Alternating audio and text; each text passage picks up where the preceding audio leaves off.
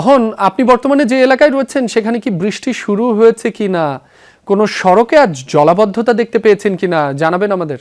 আমি উত্তরা থেকে এই মাত্র ইসিবি চত্বর দেখে এলাম। উত্তরে আমি যে এলাকায় ছিলাম সেখানে জলাবদ্ধতা দেখে নেই, ইসিবিতে জলাবদ্ধতা আছে জেনে এখানে এলাম, কিন্তু এখানেও আমি দেখছিলাম যে পানি নেমে গেছে, অর্থাৎ দীর্ঘ সময় গতকাল রাতে বৃষ্টি হয়নি, যে কারণে এই যে অংশটি আমি দেখাচ্ছিলাম ইসিবি চত্বরের, এখানে বেশ পানি জমেছিল এবং সেই পানিটি নেমে গেছে, তবে কর্দমাক্ত রাস্তা এবং অনেক অংশ কোথাও যেখানে একেবারে নিচু সড়কের অংশ সেখানে কিছুটা পানি জমে আছে। আর বৃষ্টি শুরু হয়েছে এবং গুড়ি গুড়ি বৃষ্টি, এই ইলশে গুড়ি বৃষ্টিতে বেশ সাত সকালে অফিসগামী মানুষ বেশ বিব্রতকর অবস্থায় পড়েছেন, কেননা বাসের সংখ্যাও কিন্তু অনেকটাই কম এবং এই গণপরিবহনের সংখ্যা কম হয়। গতকালও আমরা দেখেছিলাম নগরবাসীর যে চরম দুর্ভোগ, আজও সেই দুর্ভোগ আমরা দেখছিলাম এবং অফিসগামী মানুষ অনেকেই রিক্সা কিংবা সিএনজি চালিত অটোরিকশায় যাওয়ার চেষ্টা করছিলেন, যে বাসগুলোও এসে দাঁড়াচ্ছিল নির্ধারিত সময়ে সেগুলো পাচ্ছিলেন না অনেকেই, যে কারণে তারা আক্ষেপ প্রকাশ করছেন। আর আপনি যেমনটি বলছিলাম যে এত সময় পর সাধারণত 2 থেকে 3 ঘন্টার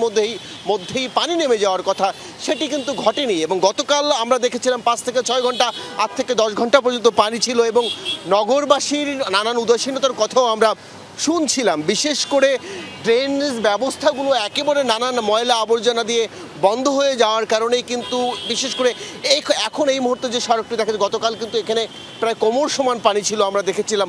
আজ যদিও রাতে বৃষ্টি হয়নি, যে কারণে বৃষ্টি কম হওয়ার কারণে এখানে পানি এখন জমেনি, তবে আবার যদি সেই মুষলধারে বৃষ্টি হয় আশঙ্কা করা হচ্ছে এখানে আবারও পানি জমে। শুধু এখানে নয়, রাজধানীর অনেকাংশেই সেই নাকাল অবস্থা তৈরি হবে নগরবাসীর।